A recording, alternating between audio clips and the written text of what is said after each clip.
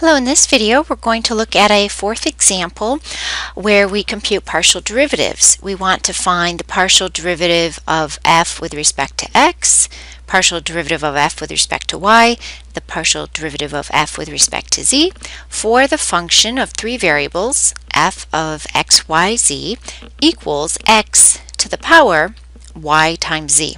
So that y and z, those variables are up there in the exponent. Okay, so before we do this, let's review a few concepts from Calculus 1.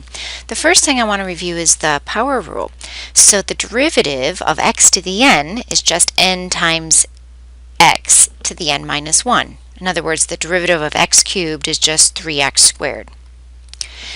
The other rule I want to remember here from Calc 1 is the derivative with respect to a variable.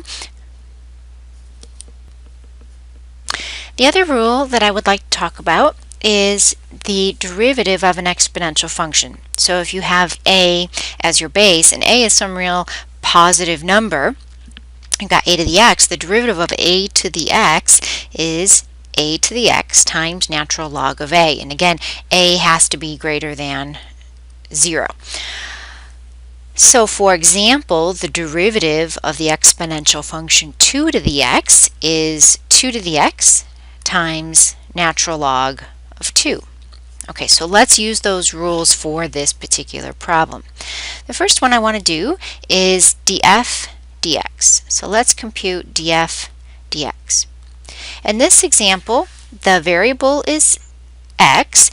We're differentiating with respect to x, and y and z, those are acting like constants. So this is very much like the power rule from Calc 1. And our answer here would just be yz times x to the power yz minus 1. Next, let's take a look at the partial derivative of f with respect to y. Now, in this case, y is our variable.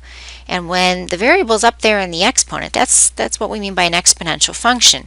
So just to help compare these two examples, I'm going to come down here in our Calc 1 formula and just look at this as the derivative with respect to y of a to the y. Okay, because y is our variable, we want to compare these two quite easily. So our base is some number, a, it's got to be greater than 0, and that is being played by the role of x in this example. Alright, so the derivative is going to be a to the y times natural log of a. Right, so in other words, our derivative here is going to be x to the exponent yz times ln of x times, chain rule, the derivative with respect to y of y times z. So I'll just make a note of the chain rule right there. So if we work this through, let's see, we have x to the yz times ln of x. I'll write the ln of x times x to the yz. Chain rule here, the derivative with respect to y of y times z is just z, and I'll put that out in front to make it a little bit clearer. Lastly, to find the derivative with respect to z, similar sort of strategy. Now our variable is z.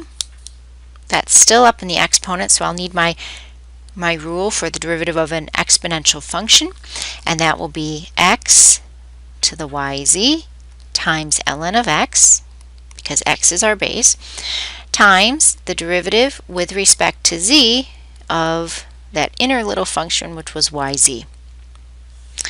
And that just works out to be y times ln of x times x to the yz.